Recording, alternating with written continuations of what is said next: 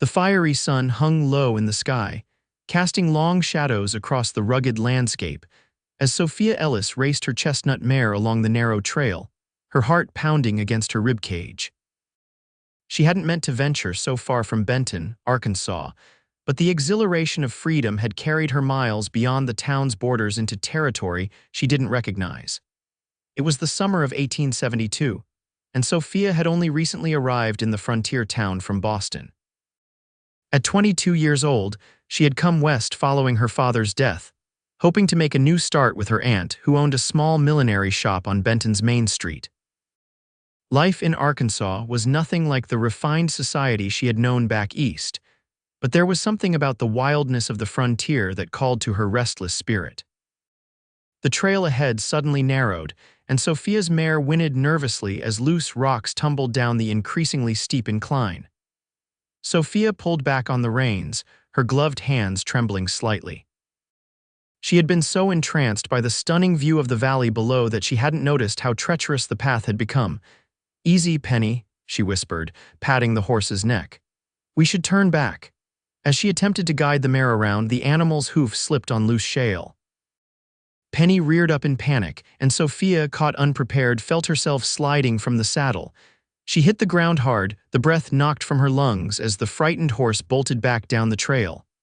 "Penny, no," Sophia cried, scrambling to her feet. But it was too late. The mare had disappeared around the bend. Sophia brushed the dust from her riding skirt and assessed her situation. The sun was sinking rapidly, and she was miles from town without a horse. Deciding her best course would be to follow the trail back to Benton on foot, she took a step forward and felt the ground shift beneath her. A horrifying cracking sound split the air as the ledge beneath her feet gave way. Sophia screamed, tumbling backward, her hands desperately grasping for purchase. By some miracle, she managed to catch hold of an outcropping about 15 feet down the cliff face. Her feet dangled in open air as she clung to the rocky shelf, her fingers already aching from the strain. "Help!" she shouted, knowing the futility of her cries in this desolate place. "Someone help me!" The wind carried her voice away into the vast emptiness of the Arkansas wilderness. Isaac Zeller pulled his hat lower against the setting sun as he guided his horse along the valley floor. At 26, he was already well respected among the cattlemen of the territory, having built up a modest ranch after arriving in Benton 4 years earlier. His days were consumed with hard work and solitude, which suited him just fine. The less time spent in town, the better. He had been tracking a stray heifer when he spotted the riderless horse. The chestnut mare looked well-bred, not the type typically seen roaming wild in these parts. Approaching slowly, he noted the quality saddle still on its back, adorned with tooled leather that spoke of Eastern craftsmanship. "Easy there," he murmured, catching the trailing reins. The horse was lathered and wild-eyed, clearly spooked by something. "Where's your rider, girl?" A faint sound carried on the wind, a woman's voice, high and frightened. Isaac's head snapped up, scanning the cliffs above. There, barely visible against the darkening stone, he could make out a figure clinging to the rock face. Without hesitation, Isaac swung back into his saddle and urged his horse toward the base of the cliff, following a barely visible trail that switchbacked up the steep incline. His mind raced. Who would be foolish enough to ride these treacherous paths alone? Probably some city folk who didn't understand the dangers of the wilderness. The trail became too narrow for his horse about halfway up. Isaac dismounted, tied the reins to a stunted juniper, and continued on foot, the loose mare following behind his own mount. The woman's cries grew clearer as he climbed. "Hold on," he called. "I'm coming up." Sophia's arms trembled with fatigue.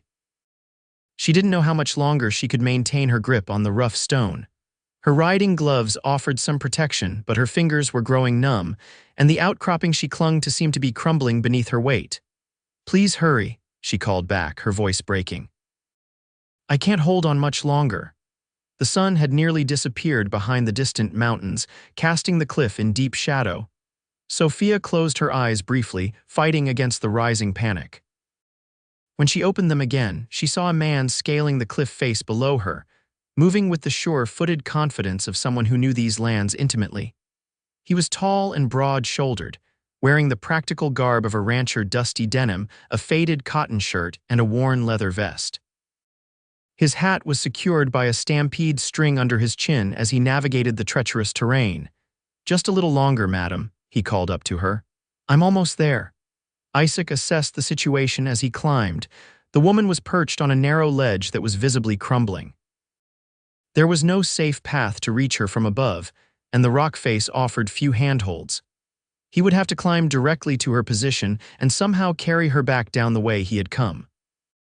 When he finally reached a spot just below her, he anchored himself securely, bracing his boots against small outcroppings in the cliff. "My name's Isaac Zeller," he said, his voice calm despite the precarious situation. "I've got your horse down below, she's safe." "Sophia Ellis," she replied, her voice trembling. "I'm slipping." "I won't let you fall, Miss Ellis," Isaac promised. "I need you to trust me. When I tell you to, I want you to let go with your right hand and reach for mine." Sophia looked down at him, her face pale with fear in the fading light. Her arms were shaking visibly now, small rocks tumbling from beneath her fingers.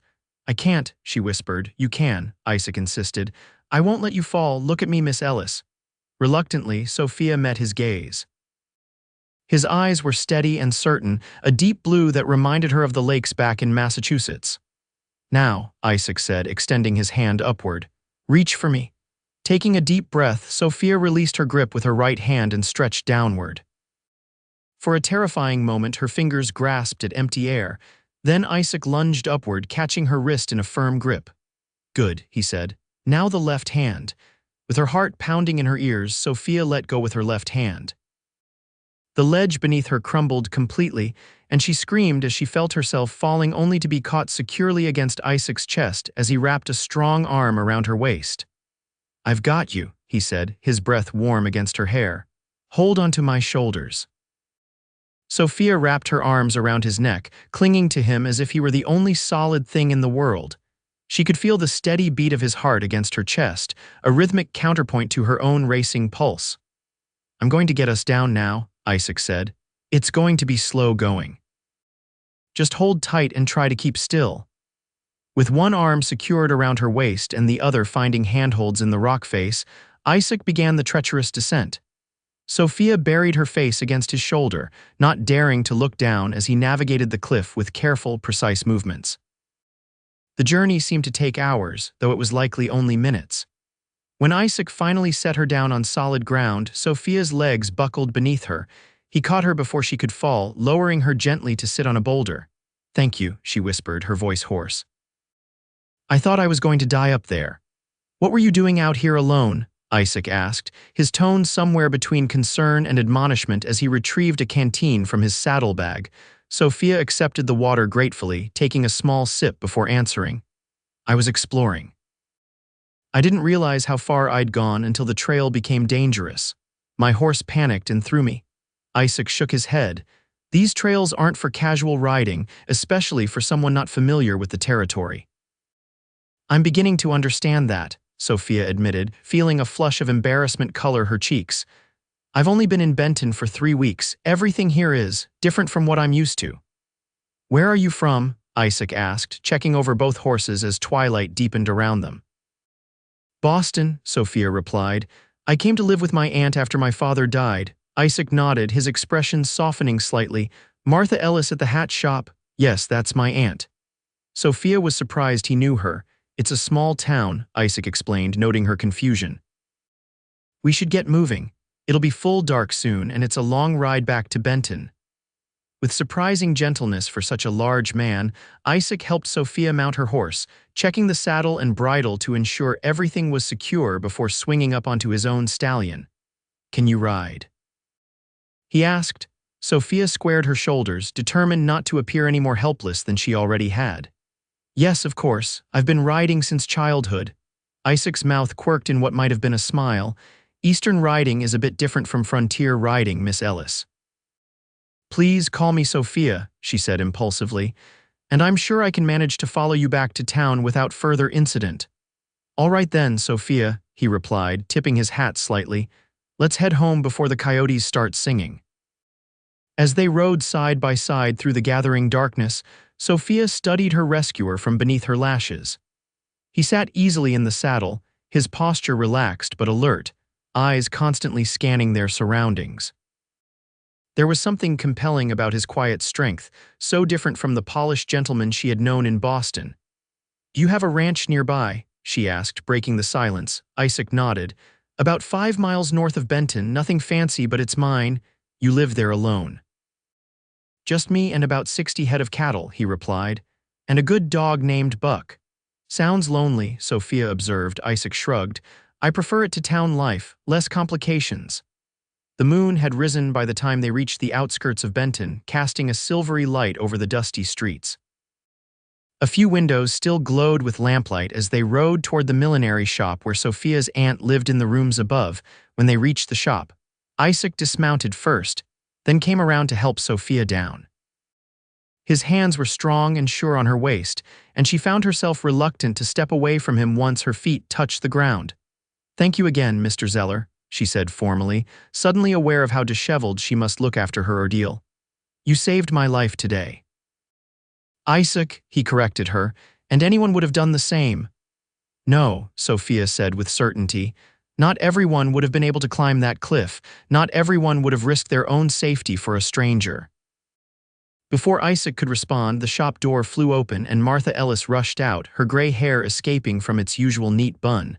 "Sophia, good heavens, child, where have you been? I've been worried sick." She stopped short when she noticed Isaac. "Mr. Zeller, what's going on?" "I'm afraid I had a bit of an accident, Aunt Martha," Sophia explained quickly. "Mr. Zeller was kind enough to help me." Martha's eyes narrowed as she took in Sophia's torn riding habit and dirt-smudged face. "Come inside this instant. You need to get cleaned up." She turned to Isaac with a softer expression. "Thank you for bringing her home safely, Mr. Zeller." Isaac nodded. "Madam." He turned to Sophia, his expression unreadable in the moonlight. "Perhaps stick to the town roads for your rides in the future, Miss Ellis." "Perhaps I will," Sophia replied, a hint of defiance in her voice. "Or perhaps I need a guide who knows the territory." A flicker of something surprise, perhaps, or amusement crossed Isaac's face before he touched his hat brim and turned away, leading both horses toward the livery stable at the end of the street. Sophia watched him go, ignoring her aunt's questions until Isaac's tall figure disappeared into the shadows. Only then did she allow Martha to usher her inside, where she recounted her adventure while soaking in a hot bath. Later that night, lying in her narrow bed beneath the eaves, Sophia found her thoughts returning to Isaac Zeller, to the steady blue of his eyes and the strength of his arms as he carried her down from the cliff. For the first time since arriving in Benton, she felt a flutter of excitement about what the new day might bring. The following morning, Sophia woke early, her body aching from yesterday's ordeal but her mind surprisingly clear.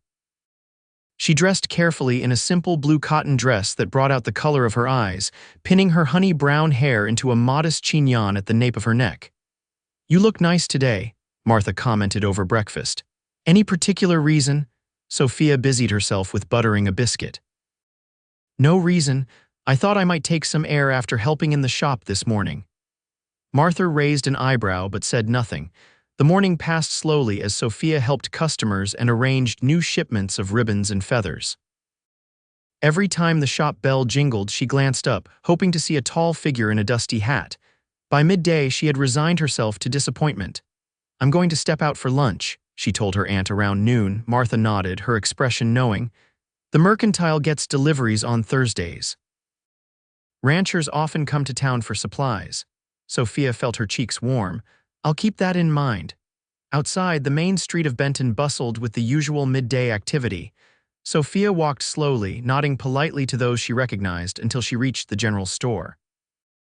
Through the window, she could see several men gathered around the counter, but none had the lean, broad-shouldered silhouette she was looking for. Sighing, she turned away and nearly collided with someone exiting the gunsmith's shop next door. "Careful there, Miss Ellis," said a familiar voice as strong hands steadied her shoulders. Sophia looked up into Isaac Zeller's face, noting with pleasure the way his eyes widened slightly as he took in her appearance in the daylight. "Mr. Zeller," she said, suddenly flustered. "I was just taking a walk." "How are you feeling today?" he asked, releasing her arms but not stepping back. No lasting damage from your adventure, just a few bruises, she admitted. Nothing serious, thanks to you. An awkward silence fell between them. Sophia searched for something to say, acutely aware of the curious glances they were receiving from passers-by. It wasn't often that Isaac Zeller was seen conversing with a young lady on the main street, if the townspeople's interest was any indication. I was about to get some lunch, Isaac finally said. Would you care to join me? Mrs. Peterson's cafe has decent food. Sophia smiled, pleased by the invitation. I'd like that. They walked side by side to the small cafe at the end of the street.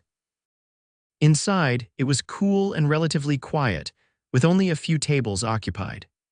Mrs. Peterson herself showed them to a corner table, her eyebrows rising almost to her hairline when she saw who Isaac's companion was.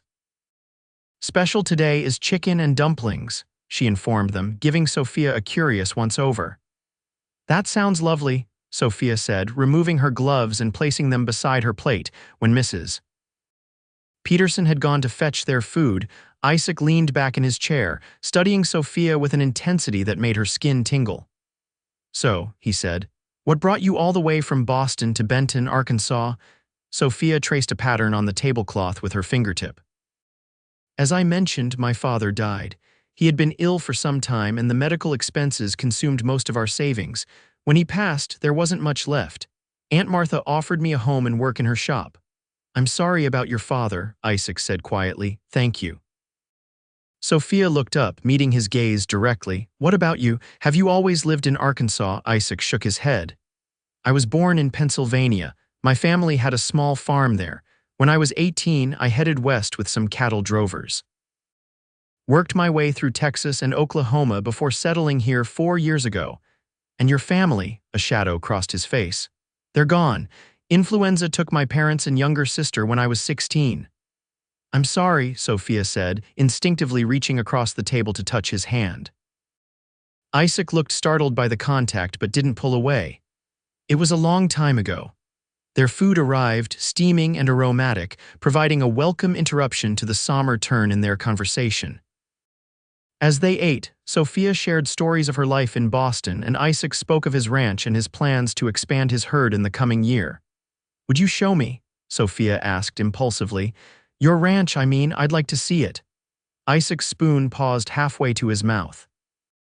It's not what you're used to, just a simple cabin and some outbuildings. I'd still like to see it, Sophia insisted, if you're willing to show me. After a moment's hesitation, Isaac nodded. Sunday after church, if you'd like, I could bring the wagon into town. Sophia smiled, warmth spreading through her chest. I'd like that very much. The days until Sunday passed with excruciating slowness. Sophia threw herself into her work at the millinery, learning to trim hats with a skill that surprised her aunt.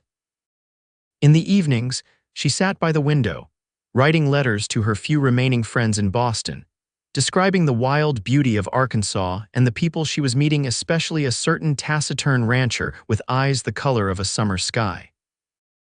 On Sunday morning, Sophia dressed with particular care in a pretty green dress with a modest bustle and lace at the collar and cuffs. She arranged her hair in an elegant knot, securing it with tortoiseshell combs that had belonged to her mother. You look beautiful, Martha said approvingly as they walked to the small white church at the edge of town. Isaac Zeller won't know what hit him. Aunt Martha, Sophia protested, feeling her cheeks grow warm. Oh, don't play innocent with me, child. The whole town is talking about how he rescued you from that cliff. It's like something from a novel. Sophia bit her lip to hide her smile. He's just being neighborly by showing me his ranch. Martha snorted delicately. In all the years Isaac has lived near Benton, he's never once invited anyone to his property that wasn't there on business. He keeps to himself, that one. The church was already filling when they arrived. Sophia scanned the pews, trying not to look too eager, but there was no sign of Isaac. Throughout the service, she found her attention wandering, her eyes drawn repeatedly to the door. It wasn't until the final hymn that she felt rather than saw someone slip into the back pew. When the congregation filed out into the sunlight after the service, Isaac was waiting beside a well-maintained wagon hitched to 2 sturdy horses. He had traded his usual working clothes for a clean white shirt and dark vest, his hair still damp from washing. "Good morning, Miss Ellis, Mrs. Ellis," he greeted them, nodding politely to Martha. "Mr. Zeller," Martha replied with a knowing smile. "I trust you'll have my niece home before dark." "Yes, madam," Isaac promised. "We'll be back well before sundown." After a few more minutes of pleasantries with various townspeople, Isaac helped Sophia up onto the wagon seat and climbed up beside her. The nearness of him in the confined space made Sophia acutely aware of his presence, the clean scent of soap, the way his shoulders strained slightly against the fabric of his shirt. "Your aunt seems to approve of our outing," Isaac commented as they left the town behind. Sophia laughed softly. "She's just happy I'm making friends here. She worries I'll be homesick for Boston." "And are you homesick?" Isaac glanced at her, his expression curious. Sophia considered the question. "Less each day," she admitted. "There's something about this place, the openness, the freedom. It's growing on me." Isaac smiled, a genuine smile that transformed his usually serious face. The West has a way of doing that. The road to Isaac's ranch wound through rolling hills dotted with oak and pine. As they crested a rise, the property came into view, a neat cabin with a wide porch, several outbuildings, and fenced pastures where cattle grazed in the distance. "It's not much," Isaac said, a note of uncertainty in his voice, "but it's peaceful." "It's beautiful," Sophia said sincerely, taking in the wildflowers that surrounded the cabin and the vegetable garden to one side. "You've made something wonderful here." Pride flickered across Isaac's face as he guided the wagon to a stop in front of the cabin. A large black and tan dog bounded out to greet them, barking enthusiastically. "That's Buck," Isaac said, jumping down from the wagon. "He's friendly, just noisy." The dog circled the wagon, tail wagging furiously as Isaac came around to help Sophia down. His hands lingered at her waist a moment longer than necessary before he set her gently on the ground. "Would you like a tour?" he asked. Sophia nodded eagerly, and Isaac led her around the property, showing her the barn where he kept his best horses, the smokehouse where he cured meat for the winter, and the workshop where he repaired tack and tools. Everywhere she looked, Sophia saw evidence of Isaac's careful stewardship, the neat repairs, the well-maintained equipment, the healthy livestock. "You've accomplished so much on your own," she said as they walked back toward the cabin. "It's impressive." Isaac ducked his head, unaccustomed to praise. "I've been lucky with the land. It's good grazing territory." "It's more than luck," Sophia insisted. "It's hard work and dedication." Inside, the cabin was simple but comfortable, with a stone fireplace dominating one wall and sturdy handmade furniture arranged throughout the main room. Bookshelves lined another wall, filled with volumes that surprised Sophia with their variety, practical manuals on animal husbandry and agriculture alongside poetry, history, and novels. "You read Tennyson?"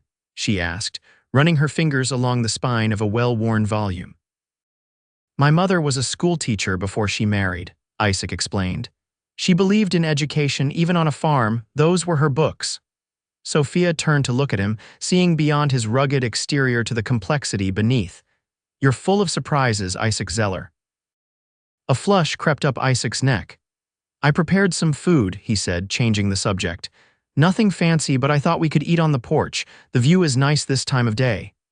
The meal was simple but delicious: cold chicken, fresh bread, early summer berries, and a jar of preserved peaches. They sat in rocking chairs on the porch, eating and talking as the afternoon sun bathed the landscape in golden light. "I've been thinking about your cliff adventure," Isaac said as they finished the peaches.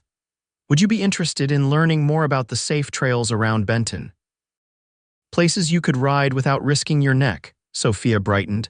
"I'd like that very much.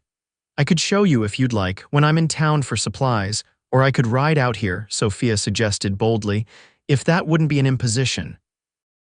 Isaac looked at her sharply, clearly surprised by her forwardness.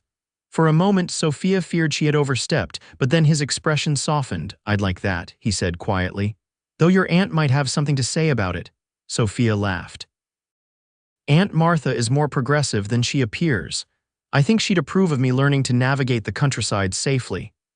As the shadows lengthened, Isaac reluctantly suggested they head back to town. Sophia helped him clear away the remains of their meal, conscious of a growing reluctance to leave this peaceful place and the man who had created it. On the ride back to Benton, they fell into a comfortable silence, the wagon swaying gently over the rutted road. Without thinking, Sophia leaned slightly against Isaac's shoulder, drawn to his solid presence beside her. "Thank you for today," she said softly. "It was lovely." Isaac glanced down at her, his expression unguarded for once. "Thank you for coming, it's been a long time since I've had company at the ranch." Something in his voice made Sophia bold. "Perhaps it won't be so long until the next time." The corner of Isaac's mouth lifted in a half-smile. "I'd like that." True to his word, Isaac delivered Sophia to her aunt's shop well before sunset. As he helped her down from the wagon, their hands lingered together, neither quite willing to let go.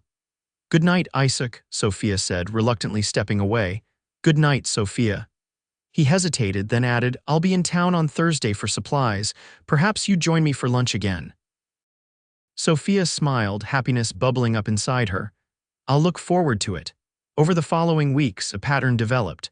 Isaac would come to town every Thursday, and he and Sophia would share lunch at Mrs. Peterson's cafe. On Sundays after church, they would ride out to his ranch, where Sophia gradually learned the rhythms of ranch life, how to identify safe trails, how to read weather patterns in the clouds, how to approach the gentle milk cow without startling her. In turn, Sophia brought small touches of civilization to Isaac's bachelor existence: fresh curtains for the cabin windows, flower seeds for the bare patches of earth near the porch, books borrowed from Benton's small lending library to add to his collection. As summer deepened, so did their connection. There was an ease between them that Sophia had never experienced with any of her Boston suitors. With Isaac, she could be herself, curious, occasionally stubborn, and increasingly independent. One hot afternoon in early August, Isaac took Sophia to a secluded swimming hole fed by a clear spring.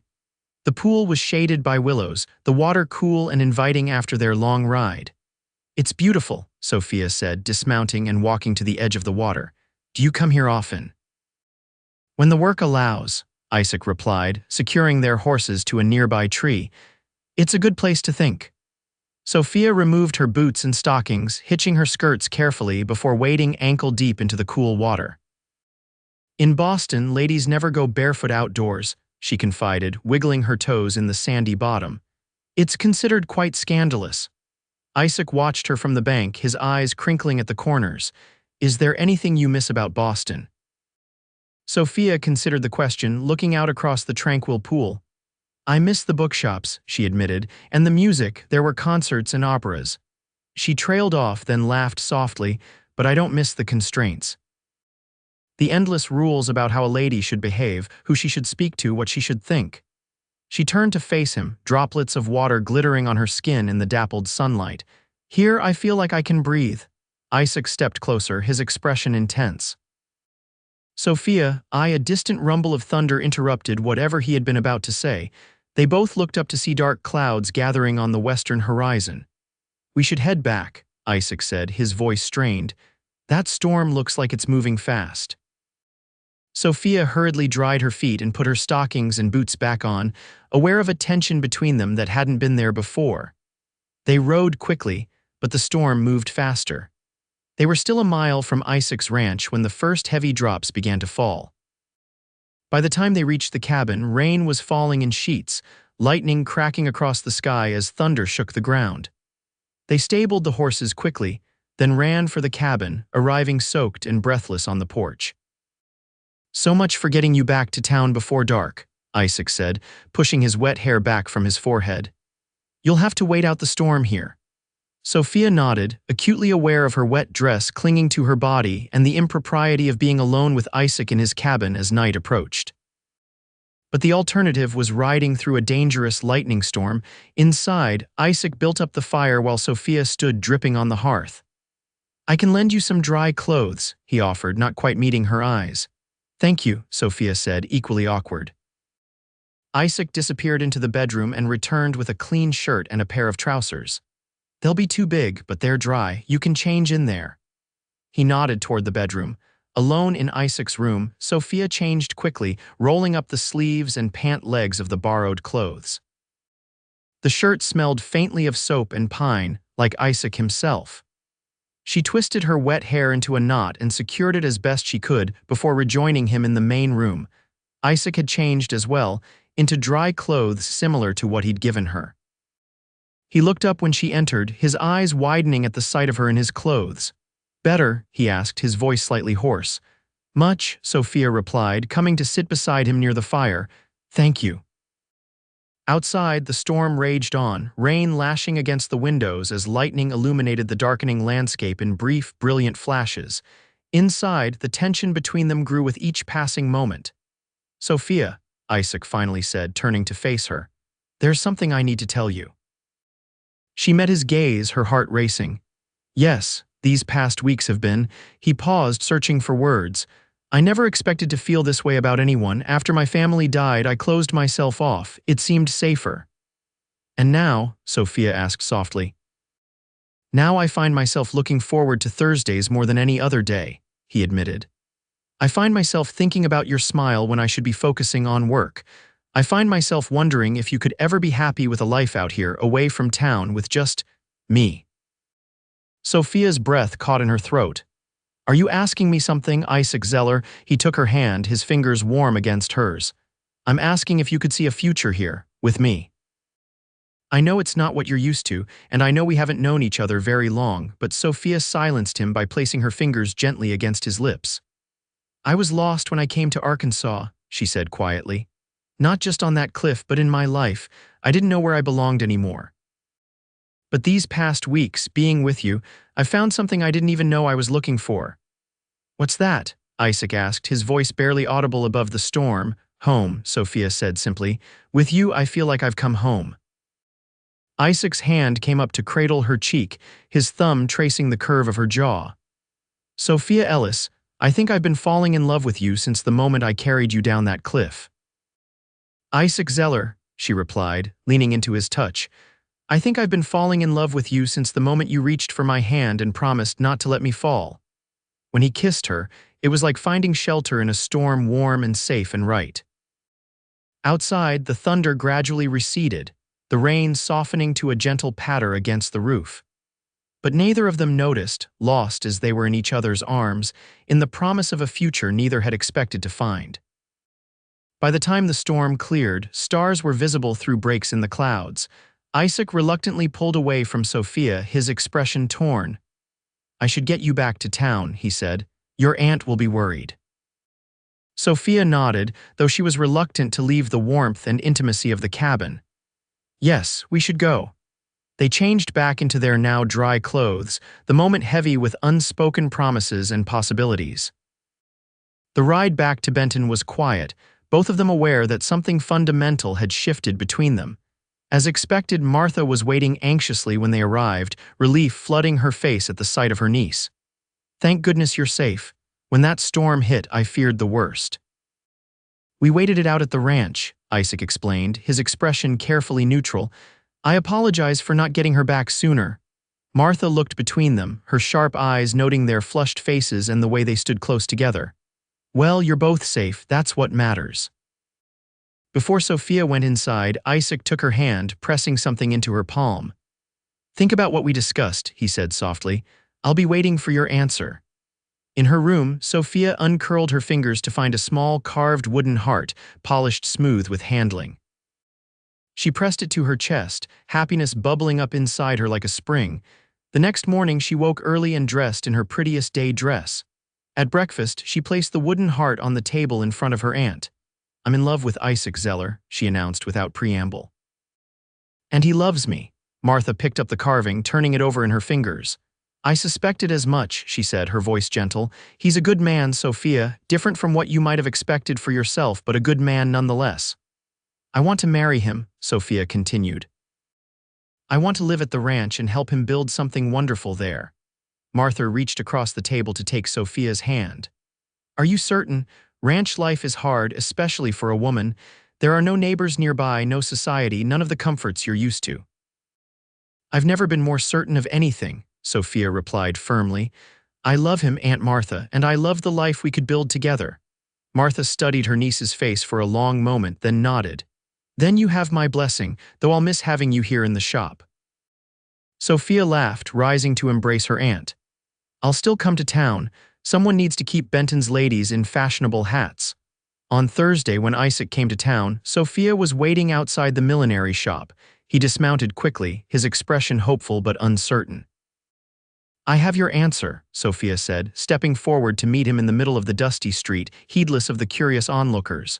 She opened her hand to reveal the wooden heart. "Yes, Isaac Zeller, yes to everything." His smile was like sunrise breaking across the plains.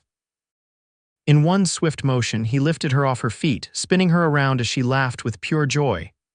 "I love you, Sophia Ellis," he declared for all of Benton to hear, "and I promise to spend every day making you glad you said yes." They were married 2 weeks later in the little white church, with Martha beaming proudly in the front pew and what seemed like the entire town in attendance. Sophia wore a simple white dress with lace at the collar that she had sewn herself, and Isaac wore a new suit ordered specially from Little Rock. After the ceremony, they rode to their ranch now in the wagon decorated with wildflowers by the ladies of Benton. As they crested the hill that overlooked the property, Isaac stopped the horses. "Welcome home, Mrs. Zeller," he said, his voice rough with emotion. Sophia leaned against his shoulder, contentment filling her heart. "It's perfect," she whispered. And as the sun set over their land, painting the sky in shades of gold and pink, Sophia thought about the strange twist of fate that had brought her to this moment, a precarious cliff edge, a courageous rescue, and the unexpected discovery of love in the wilds of Arkansas. 5 years later, Isaac and Sophia stood on their expanded porch, watching their 3-year-old son Samuel chase fireflies in the twilight while their infant daughter Rachel slept in Sophia's arms. The ranch had prospered under their joint care. The herd doubled, the garden expanded, the cabin enlarged to accommodate their growing family. "Do you ever regret it?" Isaac asked quietly, his arm around his wife's shoulders. "Giving up Boston for all this?" Sophia looked up at the man who had carried her down from a cliff edge and into a life she could never have imagined, a life of hard work and simple pleasures, of deep love and abiding partnership. "Not for a single moment," she said, reaching up to touch his cheek. "You saved me in more ways than one that day." Isaac smiled, pressing a kiss to her forehead. "We saved each other," he corrected gently. And as the first stars appeared in the darkening sky, they stood together, no longer a lost Boston girl and a solitary rancher, but a family forged in courage and sustained by love, their future as vast and promising as the western horizon.